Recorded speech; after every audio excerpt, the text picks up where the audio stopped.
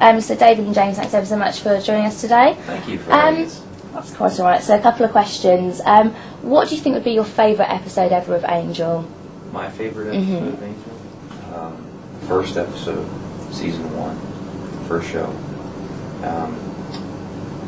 A lot of season 1 because of a lot of reasons. Any episodes that I did with Glenn Quinn were extremely powerful and intense because I had a great relationship with him. God rest his soul.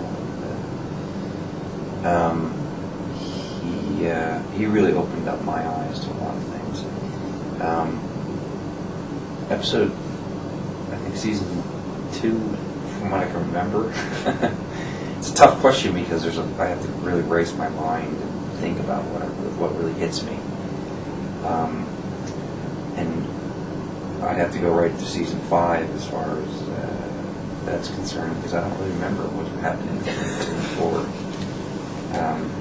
Because of I don't remember 5. I don't remember. You work seriously 12 to 15-hour days, mostly 15, and very often 20-hour days. Not uncommon at all. So you were really struggling to make each day. That's the mountain that you climb. And what yesterday was, I don't know. Constantly like, what did we shoot yesterday? Did we do that scene? I don't know if we shot the scene yet or not. But brutal. And I mean, obviously you have some quite bizarre storylines that come up in this series. What do you think is the most bizarrest plot you've ever worked on? Like, have you ever stood back and said, oh my god, this is ridiculous? Puppet. Genius. Well, there's one also, we worked on some damn bug, I don't know, it was a big, this was season 3, I think it was season 3, it was this big praying mantis bug. It took like 3 to 4 guys to operate these legs, and it was crazy. Just for the damn thing to walk up steps, it was a joke. I had one of those. It was laughable. It was $250,000. They spent all this money, and the puppet was so huge that it got waterlogged, which meant that the guys couldn't really manipulate it. So I was trying to bash and trying to make it look like there was something happening when the only thing we could do was just kind of like rock the monster back and forth. Excellent. And also it's quite an action-packed series. I mean, obviously you guys must be quite fit to do this. Have there ever been any injuries through all your hard fighting? Oh man, I think every day there was some form of injury. Poor James. I already gave him the number of my doctor. Yeah, man. I get up. I take pain pills right away. I'm chugging Motrin. I'm still healing from all of that stuff. It's a whether it's a sprain or something, I don't know. There's always something that would happen. It's like playing football, right? It's like, Sunday's really fun, and Monday you don't have to go to the hospital, but you can't get out of bed so easily, and you do that. Walking real slow. When every day is Sunday. Yeah. We're not complaining. I mean, it's also really fun, but there is, in all absolute honesty, there's really constant injury. That stuff hurts. And stuntmen get it, of course, a lot worse. They take the hardest stuff. Yeah. So now Series 5 is finished, how much contact do you keep with the rest of the cast? Like, who are you friends with? Who do you pop round to for dinner? I never really, I always maintained a working relationship with just the people I was working with, even when I was on Buffy. I never, I think I may have went to Joss's house once, but I never, my work's my work and that's it. I go home and I separate it. I don't have, I think I ran into Alexis a couple months ago. I spoke to him, but I pretty much maintained a line. And yourself? I gotta say, the whole cast of Angel was absolutely wonderful. Everybody was hard-working. No one was complaining. It's just a pleasure to be on that stuff. But I'm the same way. It's important to divide your life. You have your real life, where you have real people in your life who say, James, stop that, you're annoying me. And then you have Hollywood, which is a whole different thing. And if you totally give over to that side, you start to get weird. Yeah. So it's like, no offense, but we don't call each other because that was the job, and the job's over. Exactly. Okay. And how did you both feel now the series is finished?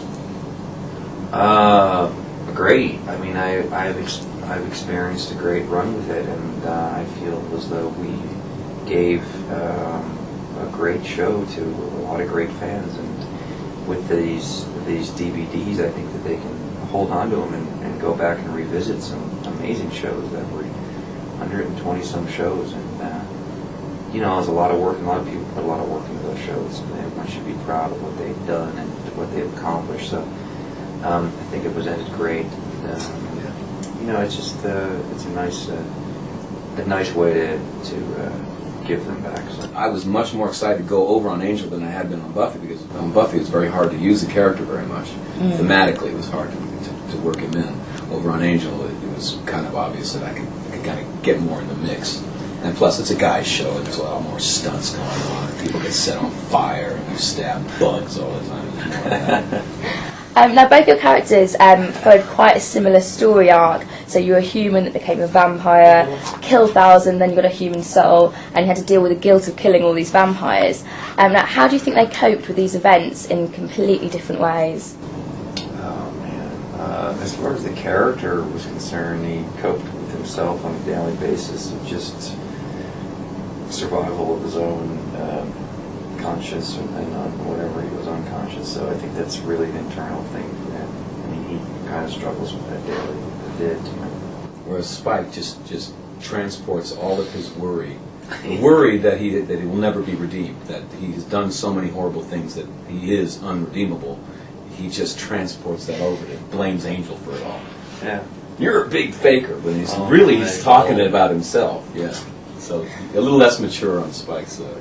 Spike's side. Yeah, so it's quite interesting, different characterizations. So if Spike, Angel and Buffy were to be reunited in a series, what would you like to see happen? Let's see. Where would you place it? Where would I place him? Jeez. Prague in the spring. Prague, there you go. Sure. Yeah, Prague in the spring. You know, springtime for Hitler. Budapest would be good. Yeah. Maybe on the ice, man. I get on the ice. Go ice skating. Vampire stuff in Paris would be cool. Yeah. Angel on Ice. Angel on Ice, man. And so obviously we're coming up to Christmas in a couple of months. How do you think a vampire spends Christmas? He doesn't, man. They forget about that one. Would they get any presents from Santa Claus, do you think? No, man. They're like, is it Christmas? Well, I forget Christmas. Yeah, maybe they chill out. Probably Mrs. Claus. I don't know. It would be kind of funny to watch them try to do Christmas. We're going to be humans now, man. Yeah, right. We're going to be with the normal guys. We're going to do a tree.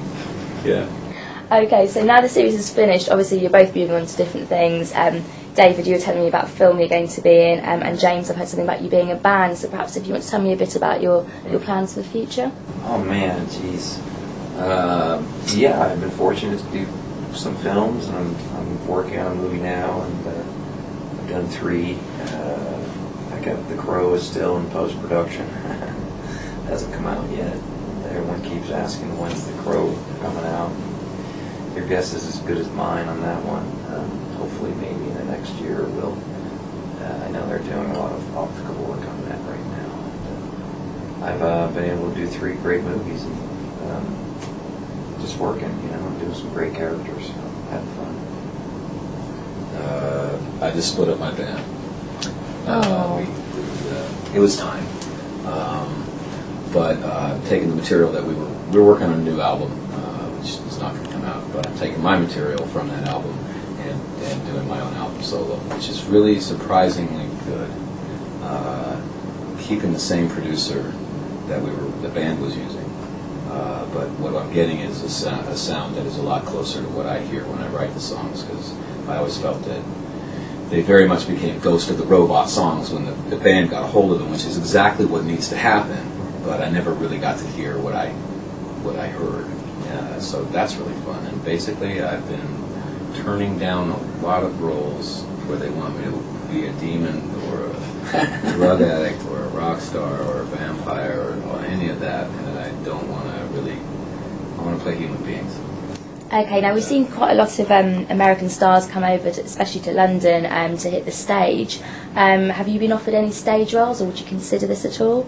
Yeah, I was going to do one here in Met Sally this summertime, the second one, and I did a movie instead, and was going to come for the third run. It didn't come to fruition because they went dark, and I plan on bringing a at Sam Shepard, or don't know what yet, but I will be doing some stage work over here next year, or the years to come. If it's not next year, definitely I'll be here.